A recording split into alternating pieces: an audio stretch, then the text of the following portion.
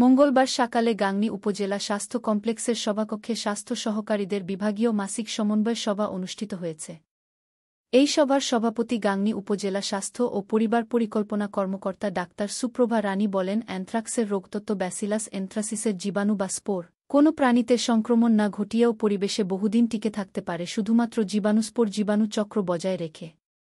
এছাড়া medical officer, রোগ নিয়ন্ত্রণ ডাক্তার আদিলা আজহার আরশি বলেন, কাঁচা খেজুরের রসে বাদুড়ের বিষ্ঠা বা লালা মিশ্রিত হয় এবং ওই বিষ্ঠা বা লালাতে নিপাহ ভাইরাসের জীবাণু থাকে।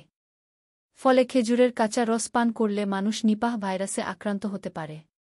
এই সময় নার্সিং অফিসারবৃন্দ, স্বাস্থ্য পরিদর্শকবৃন্দ, স্যানিটারি ইন্সপেক্টর, সহকারী স্বাস্থ্য পরিদর্শকবৃন্দ এবং স্বাস্থ্য সহকারীবৃন্দ উপস্থিত ছিলেন। সভায় ইপিআই, মাইক্রোপ্ল্যানিং, যক্ষ্মা, Nipah virus, anthrax, diarrhoea, pneumonia, সমসাময়িক বিভিন্ন রোগ সংক্রান্ত বিষয় নিয়ে আলোচনা করা হয়। মুজিবনগর খবরে নিউজের জন্য যোগাযোগ করুন।